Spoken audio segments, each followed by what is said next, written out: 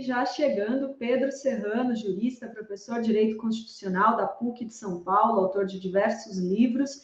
E bem-vindo aqui ao nosso programa, Pedro, tudo bem?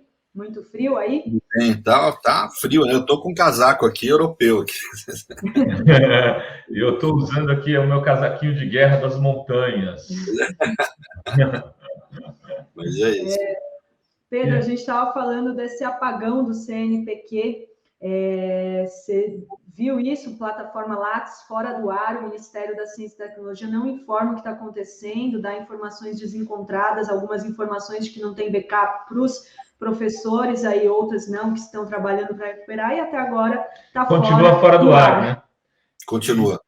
E continua fora do ar, e tem gente perdendo bolsa, tem gente perdendo prazo para inscrição em faculdades do exterior. Mil questões. Por exemplo, você ter dificuldades de obter... Você está na época de credenciamento em alguns países importantes do mundo para doutorado, para de fazer a aplicação, né, deles lá, o exame deles, quer dizer, então você tem que daí mostrar a documentação brasileira, e o Lattes é importante. Você tem para obtenção de bolsas, principalmente, eu acho que é o principal problema, né? Vários tipos de bolsa e de auxílio à pesquisa, né?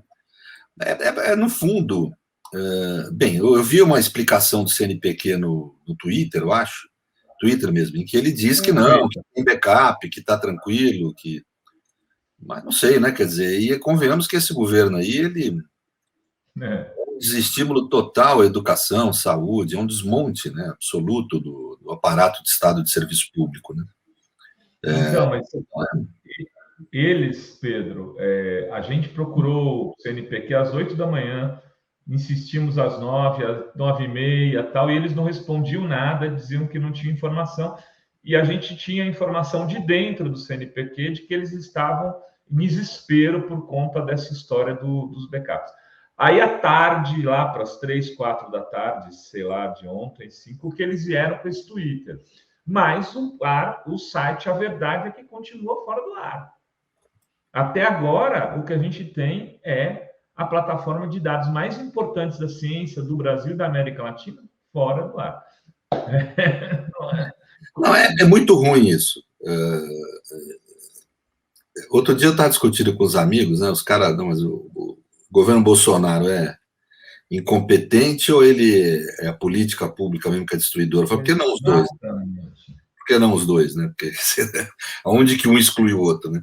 Eu acho que tem, de um lado, uma política pública de destruição do serviço público. Isso não é a autoria do Bolsonaro, ele só radicalizou isso, né? Mas já vem de algum tempo. E o Temer, principalmente, implementou intensamente isso, mas de alguma forma o neoliberalismo, desde que chegou no Brasil, década de 90, vem fazendo isso. E, de outro lado, você tem um problema de incompetência também. A realidade é que essa gente é incrivelmente incompetente, incrivelmente. Nem o que eles querem fazer, eles conseguem. Né? Quer dizer, é impressionante. É um nível de incompetência, de ineficiência, que impressiona. Eu queria, a gente também falou agora um pouquinho antes de você chegar, sobre a imagem para homenagear o Dia do Agricultor, que o governo Bolsonaro publicou. Eu vou colocar aqui um homem segurando uma arma, o que, assim, causou muita indignação aqui, porque é o agricultor que produz, né, o alimento, a comida, está sendo homenageado, olha só, dessa forma, pelo governo Bolsonaro. Dia do Agricultor, com um jagunço, homenageando as milícias, né, no campo. As milícias do campo. Aí eu até comentei, falei, o Pedro tem falado muito sobre o MP e a ausência do MP, né? O MP poderia entrar com uma coisa rápida nesse caso? Como é que funciona, Pedro? Eu acho que ele poderia questionar pela própria moralidade, princípio da moralidade, que está no artigo 37 da Constituição. Existe muita discussão no âmbito jurídico sobre qual o conteúdo dessa expressão princípio da moralidade. De repente, o direito resolveu adotar a moral como padrão positivo de conduta? Claro que não. Né? Não se trata de confundir direito e moral, mas se trata de reconhecer que a Constituição, primeiro, que ilicitudes com dolo são ilicitudes passíveis de sanção mais pesada da ordem jurídica do que as culposas. Esse é um aspecto mais técnico, mas um aspecto que dá para todo mundo entender é que moralidade também tem um plano material do sentido. Qual que é o plano material? A Constituição de 88, ela estabelece no Brasil a democracia constitucional, e a democracia constitucional tem certos valores e princípios que são próprios dela, e que são princípios morais no sentido político da expressão. A gente entende muito a palavra moral a partir de um sentido subjetivo, a religião que eu tenho, a opção, ou sei lá, se eu vou transar ou não antes do casamento, esse tipo de conduta subjetiva e individual. Não é dessa moral que eu estou falando. Eu estou falando da moral política, que, vamos dizer, as regras ou normas, princípios do bem viver coletivo, e não do bem viver individual, né? E numa democracia constitucional, o que é o núcleo, o centro, são certos princípios que dizem respeito aos direitos humanos e fundamentais, e alguns outros princípios que dizem respeito ao funcionamento, a valores próprios da democracia. Então, são princípios constitucionais que são exigíveis e que são vinculados através dessa expressão princípio da moralidade. Portanto, você pode entrar com ação de improbidade, e isso a lei especifica claramente, quando há vulneração ao princípio da moralidade. Portanto, quando há vulneração aos direitos fundamentais e aos valores da democracia constitucional, é possível se ingressar com ação de improbidade, caracteriza improbidade administrativa. Você mostrar um homem no campo com uma arma estimula morte de animais, lesão ao meio ambiente e agressividade e violência no trato com as questões fundiárias. Tudo que a democracia constitucional não quer, tudo que os direitos humanos e fundamentais determinam que não deve ocorrer. Portanto, uma foto dessa, ela é ofensiva à moralidade administrativa e pode ser objeto de ação de improbidade. Mas aí é o problema, as instituições que seriam incumbidas de realizar esse tipo de controle da administração, de investigar, de corrigir ilicitudes como essa, que é, de um lado, a PF, do outro lado, o Ministério Público, não tem agido. A PF virou, Renato, um cordeiro do Bolsonaro. Eu lembro, você vai lembrar, eu não me lembro se foi na Dilma ou no Lula, mas eu acho que foi na Dilma, que teve uma entrevista de um delegado dizendo que se o ministro da Justiça de então quisesse saber ou ter informação de algum inquérito sobre ele daria voz de prisão em flagrante para o ministro da Justiça. Olha, Zé Eduardo, né? Zé Eduardo, né? Isso. Olha o tipo de postura agressiva, assim, incisiva do delegado, etc. Tal, né? Isso porque o governo Lula fez um imenso erro de confundir princípio republicano, que é algo muito importante, com um governo autárquico. Achando que estava valorando de forma republicana as nomeações e a forma de conduzir essas instituições, em realidade ele estava abrindo mão da soberania popular e deixando na mão das carreiras comandar essas estruturas, achando que isso é autonomia, isso é independência. Não, isso é corporativismo, isso é antirrepublicano. Você nomear o primeiro colocado na lista tríplice pelo simples fato dele ser o primeiro indicado na lista tríplice é corporativismo, não é república. É o anti-república. República quer dizer, no sentido etimológico, esse sentido que a mídia usa, res pública, coisa do povo. Ou seja, tem muito mais a ver, no fundo, com o princípio democrático, soberania popular. Quem detém a soberania popular é o eleito pelo povo, que é o presidente da República. Então, a razão fundamental para nomear um procurador-geral da República tinha que ser o quê? Alinhamento com o programa do presidente da República por qual ele foi eleito. Isso não fez parte das preocupações dos governos do PT. E começou-se a se criar uma ideologia autárquica de Estado, ou seja, onde as corporações têm que comandar, porque isso significa uma demonstração que eu não quero que me privilegie, quer dizer, confundindo o sujeito que exerce a presidência da República com a figura do eleito, que é algo muito mais, é algo além do sujeito. O Lula era o Lula e muito mais do que o Lula. A Dilma era a Dilma e muito mais do que a Dilma. Eram presidentes da República, pessoas escolhidas pelo povo para realizar um determinado programa político. E que a Constituição vai determinar aonde vai ser garantida a estabilidade da atividade pública, intangível pela política, E aonde a política tem que agir. Nomeação de Procurador-Geral da República e de Delegado-Geral da Polícia Federal é onde a soberania popular tem que agir. Não são cargos, vamos dizer, imunes à política. Ao contrário, é nesse ambiente que a Constituição deseja que a política atue no sentido político, no sentido sinônimo de soberania popular, soberania do povo sobre o Estado, e não das carreiras.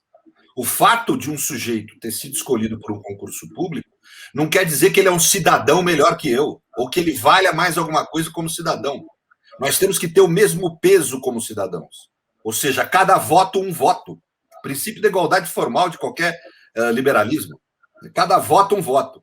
E todos nós votamos para o presidente da República, um foi vencedor. É esse cara que tem que nomear o procurador-geral, e não as carreiras. Agora, na época, foi tanto o estímulo a ideia de que as carreiras deveriam ter autonomia e comandar, que elas começaram a se comportar de forma autoritária e ideológica.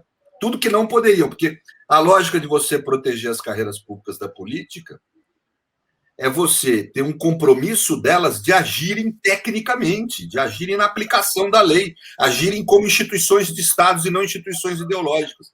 Pois elas agiram nos governos do PT como instituições ideológicas, não instituições de Estado. E aí agiram contra o governo. Agora, hoje, isso permanece da mão de um governante que tem outra postura, em que ele não apenas realiza a soberania popular, que é direito dele, direito não, é dever dele, ao escolher procurador-geral, como ele aparelha as instituições, transformando as instituições de instituições de Estado em instituições de governo ou ideológicas mesmo, radicalizando esse elemento ideológico que já se apresentava no período dos governos do PT. E essa radicalização hoje se faz como? Essas instituições servis ao presidente da República, prevaricando, cometendo crime, porque deixam de agir quando deveriam agir. Esse que você deu é um exemplo, e digo mais, é um exemplo até menor. Situações muito piores se apresentaram e essas instituições não agiram. Então, realmente, eu acho que nós temos um problema no país, né? E temos um debate sério. Nós temos que, quando passar esse período, algum dia essa desgraça vai passar, porque nada é permanente na política, Maquiavel já falava isso há 500 anos, nós vamos ter que refletir, Renato. Não dá para essas instituições continuarem com esse perfil. Elas acabaram se transformando em incrustações ideológicas do interior do aparelho de Estado. Elas atuam com força, processando, criminalizando, quando são governos progressistas.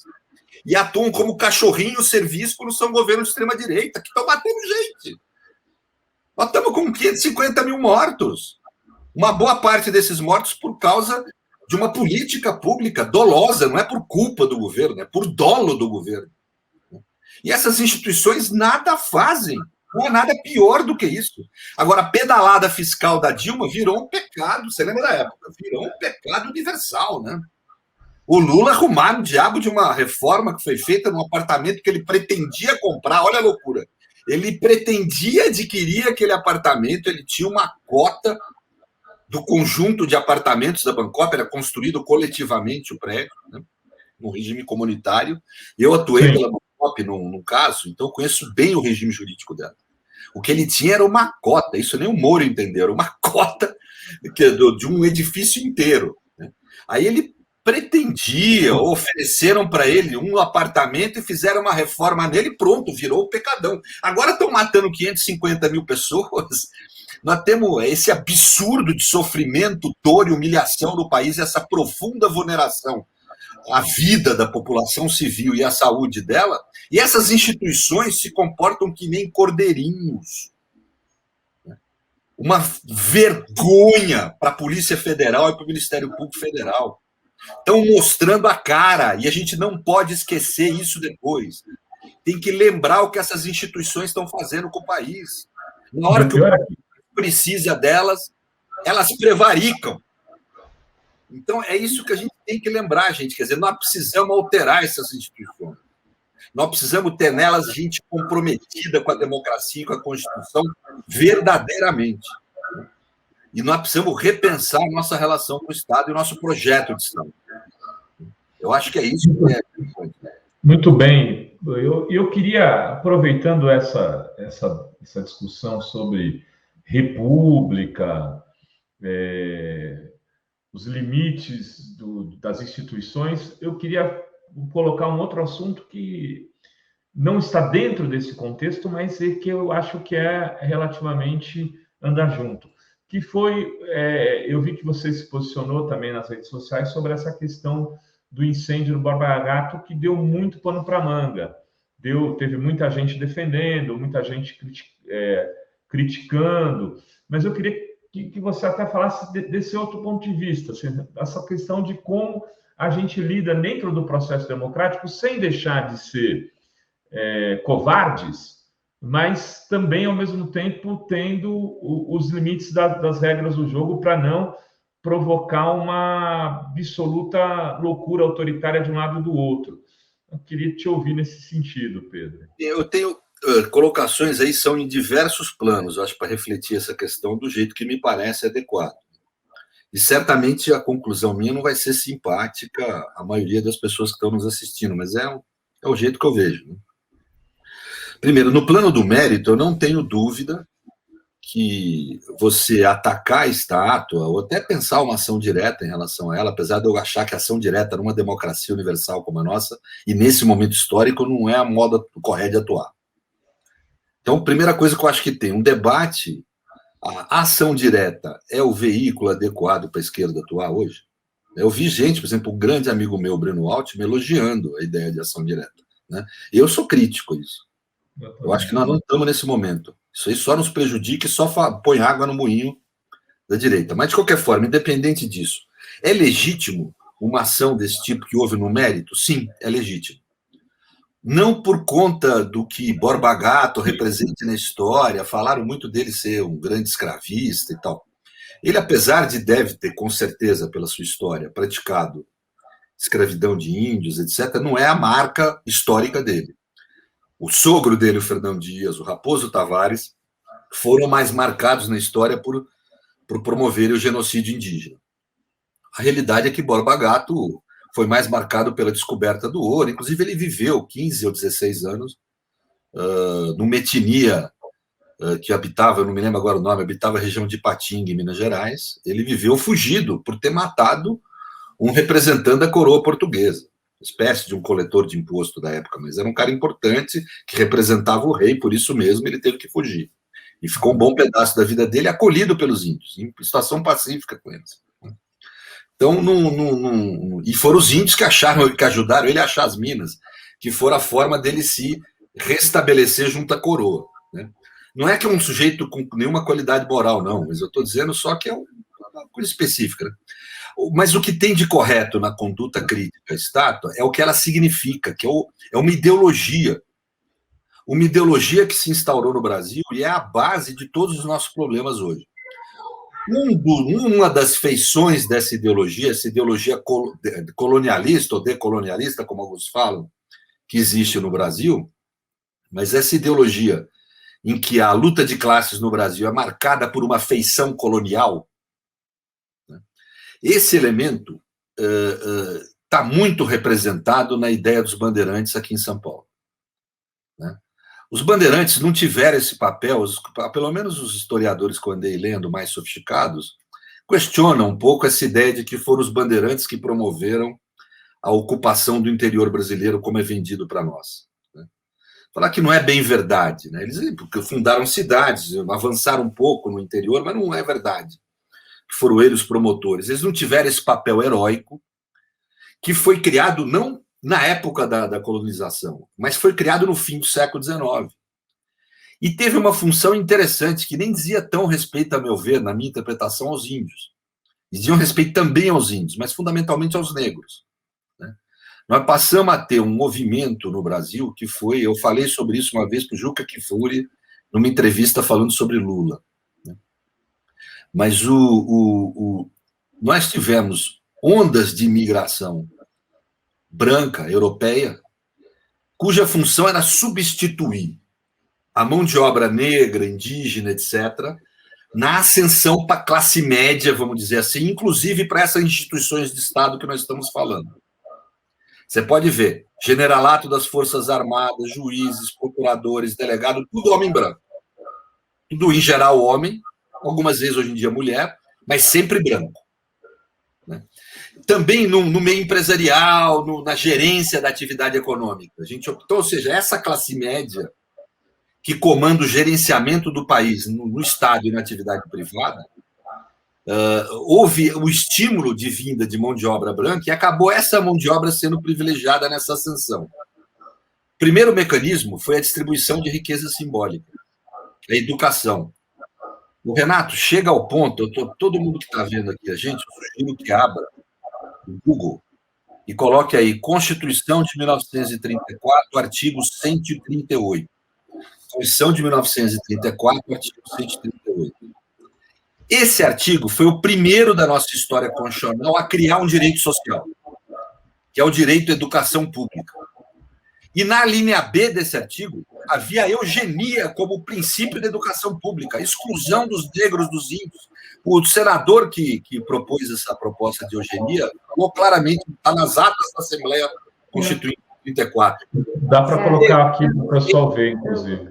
Eu coloquei os negros. Mesmo, estimular a educação eugênica. Então, ele falava, esse senador, os negros, indígenas e deficientes físicos, nem a proteção social corrige. E veja, a Constituição de 34, a Constituinte foi convocada quando ainda não havia tido, estava havendo a Revolução Constitucionalista.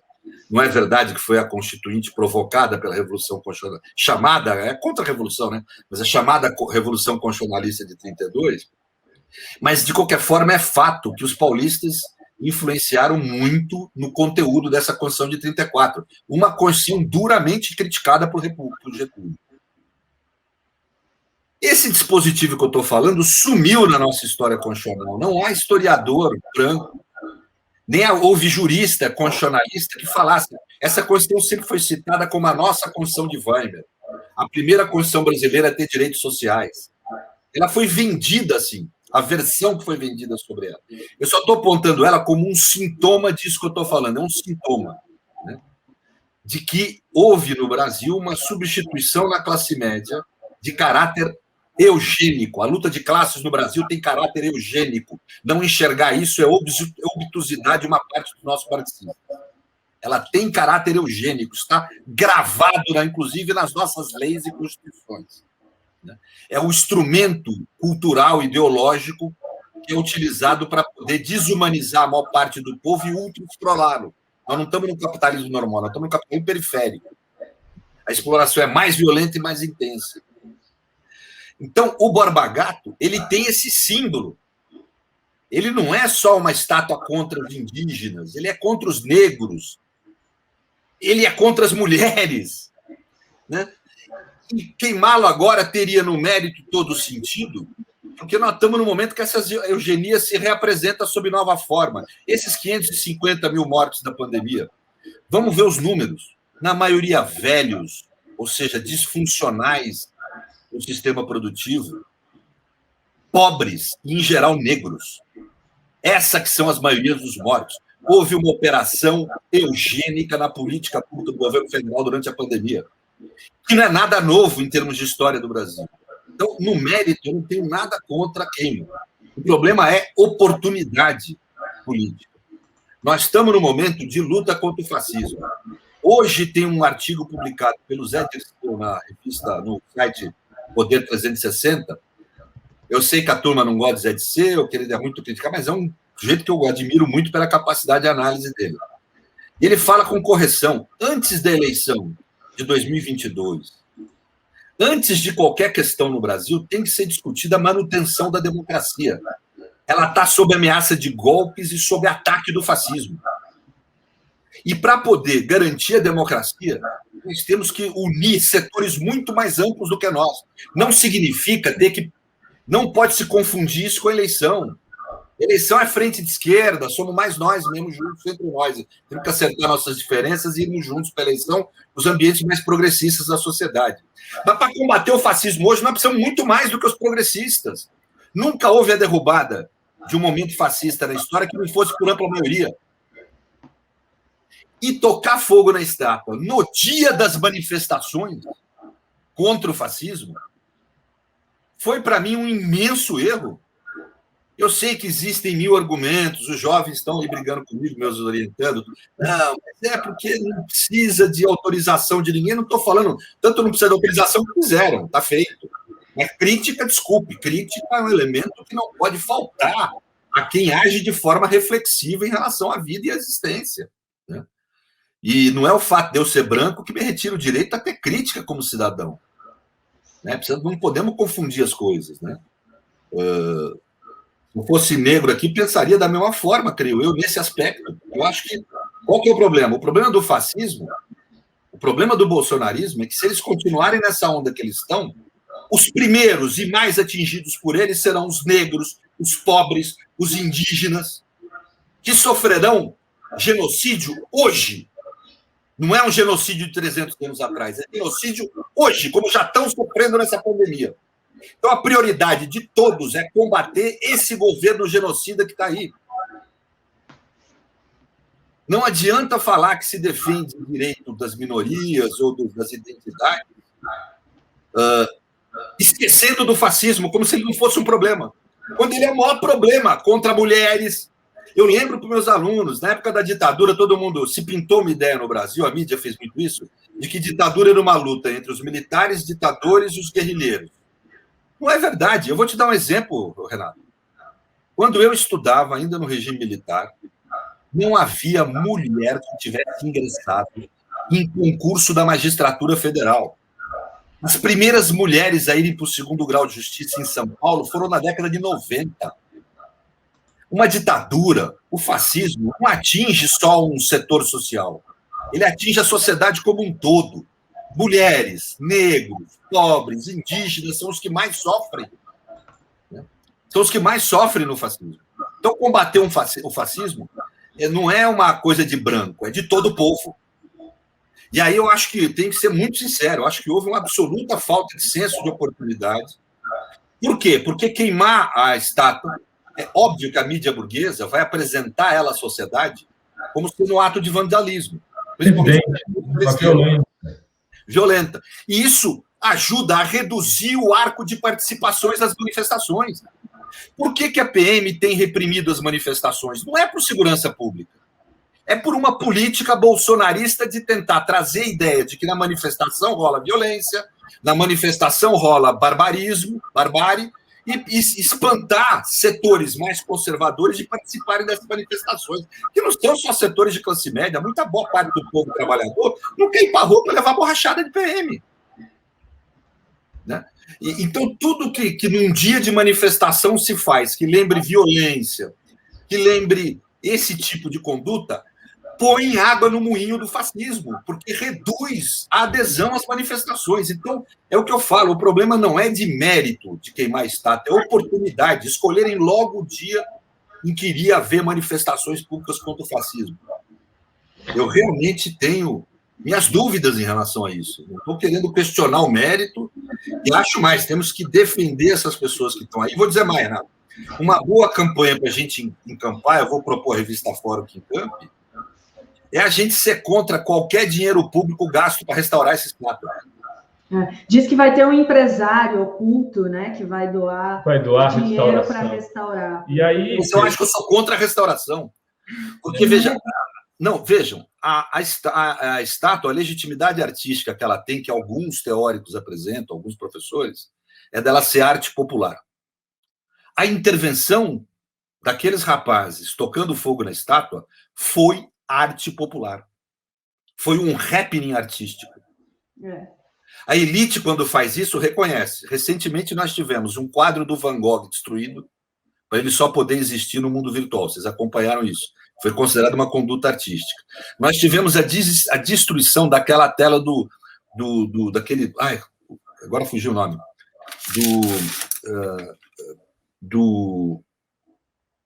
É a menina do balão o nome. Do Banksy. Ele foi apresentado e destruído logo após o leilão.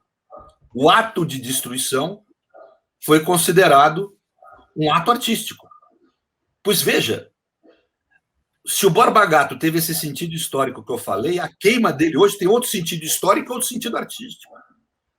Então, se é para manter a estátua lá, eu sou contra mantê-la lá, eu seria a favor de removê-la para o museu, sou contra a destruição dela.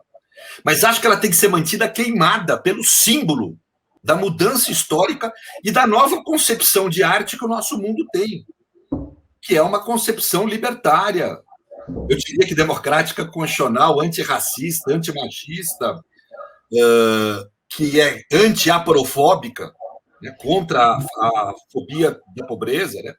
Ou seja, então eu acho que nós devemos lutar para que essa estátua não seja restaurada, em especial com dinheiro público. E que as marcas do... Concordo. Agora, você veja, ontem eu conversava com um advogado do Galo, né, o André Lozano, e à noite, o Galo deve estar daqui a pouco se entregando, não sei se você sabe disso. Prestando informação. Né? Na verdade, ele já está com pedido, ele já está com pedido de prisão, e ele vai à delegacia prestar informações, mas com pedido de prisão em curso.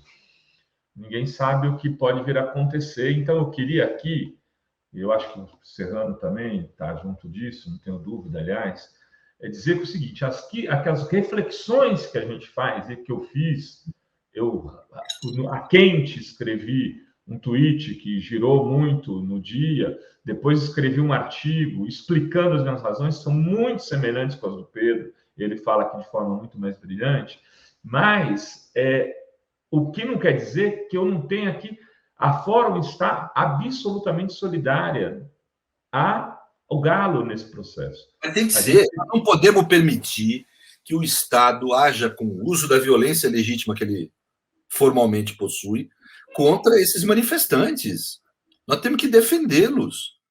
Não é caso de punição, inclusive defendendo, acho que a ideia tem que colocar claramente, foi uma intervenção artística. E é verdade mesmo. É que aqui, para quem não está habituado com o mundo da arte, acha estranho isso, mas é um happening artístico. Né? A intenção pode não ter sido artística, a arte não se produz só com intenção. Mas foi um evento artístico, porque representa o sentimento de uma parte significativa da sociedade em relação a essa ideologia que essa estátua representa. Não é o Borba Gato, é a ideologia que ela representa. Uma ideologia nefasta para o país, está aí no artigo 138 da Constituição de 34, o maior exemplo institucional do que foi essa ideologia, e né? E que hoje mata 550 mil pessoas no país. Não vamos ter ilusão. Não. Então, a forma com que aquele povo não queria fazer revolução, eram 20 pessoas, gente. Sei lá, 30 pessoas, não sei exatamente, 15. Era uma intervenção artística, simbólica. Né? Usar os mecanismos simbólicos para provocar afetos. É arte. Né? Porque é feito como um happening, como uma intervenção numa obra de arte. Né? Que tem um elemento destrutivo? Tem, mas a burguesia conhece bem isso. Aliás, vamos falar... Outras estátuas já foram destruídas. As estátuas destruídas aqui no Brasil, de Oscar Niemeyer, eu lembro de duas, da Volta Redonda, né? Da CSN, né? Do questão de Eldorado, lá dos trabalhadores. Eldorado, né? De Carajás. Então, e vive sendo pichada estátuas de zumbi, foi destruída a placa de... Não, mas eu quero dizer o seguinte, essas destruições você pode chamar de vandalismo, tudo bem. Porque elas não tiveram outro sentido senão destruir. Só para lembrar, não foi queima, não, de pneu. Foi bomba usada para destruir. Uma delas. Bomba. Né? Então, você está falando de destruição mesmo. Agora, existe a destruição artística, que representa mandar uma mensagem simbólica ou conseguir algum efeito estético. Ambos foram conseguidos. O sentido estético da estátua, ela queimada, mudou. Como uma intervenção artística, eu achei genial. Agora, então, como intervenção política, uma catástrofe, né, Pedro? A conjuntura, era escolher outra data, né? Quer dizer, você vai fazer nessa data. Houve um sequestro do ato, que era um ato amplo, 500 cidades foram sequestradas por uma imagem de uma estátua pegando fogo. Isso, para mim, é muito ruim. E essa tentativa de sequestro de forma fora do coletivo me parece muito ruim do ponto de vista político. Você tem todos os coletivos, várias entidades, muita gente discutindo junto como organizar essa quantidade de atos que envolve 500, 600 mil pessoas nas ruas, 700 mil, tentando trazer setores que não são identificados diretamente com as nossas propostas, mas estão anti-Bolsonaro para as ruas, tentando ampliar tudo isso.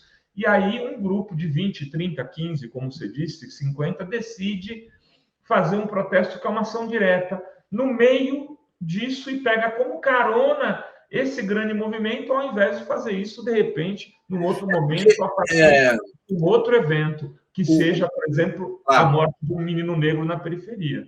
Você adota a conduta de uma intervenção artística. Eu estou, inclusive, utilizando a expressão intervenção artística no sentido jurídico para mostrar que ninguém cometeu o crime ali. Não foi cometido o crime ali. Por isso que é injusta a prisão desse sujeito, se houver. Né? Mas essa intervenção artística, a gente não controla. A linguagem, o ser humano produz, ela flutua. A gente não controla nem o que as pessoas vão ler no que você escreveu. Não existe esse controle. Ninguém controla a significação do outro. Então, teria que ter tido uma cautela, a meu ver, que assim, não é para tirar a autonomia de decisão desse grupo de artistas, vamos dizer assim. Né? Não é para tirar a autonomia de decisão deles, é óbvio, a arte não tem que estar sujeita a uma adesão coletiva. Né? Mas é que tem sensibilidade. Qualquer grupo, hoje em dia, tem que ter sensibilidade com a luta do fascismo, em especial os grupos que representam os mais vulneráveis, porque eles são os atingidos prioritariamente por esse governo fascista. Então, a luta contra o fascismo tem que ser uma prioridade de todos os grupos sociais. É isso. Entendeu? E ali a escolha do momento foi muito inadequada. Eu não estou querendo aqui, talvez eu esteja errado, eu falo com ênfase porque não é certeza do que em relação ao que eu penso, é jeito de espanhol, é uma raiva técnica que o espanhol tem, assim. É jeito de se expressar. Não quer dizer certeza em relação ao que eu estou pensando, eu só estou pensando aqui. Né? Então, mas assim, eu diria que para mim foi muito inoportuno a medida, né? Mas é óbvio que não se pode querer sancionar uma intervenção artística popular. Não é crime, é arte. Crime é você pichar o muro, você fazer grafite, não.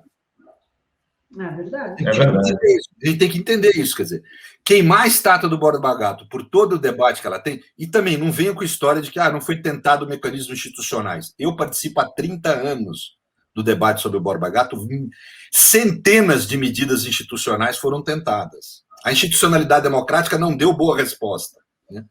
Então, o que houve foi essencialmente, independente da intenção dos que estavam lá, foi uma intervenção artística. E, como tal, tem que ser respeitada tanto quanto a estátua. Agora, a solução que o Genuíno apresentou ontem aqui, eu achei bem boa.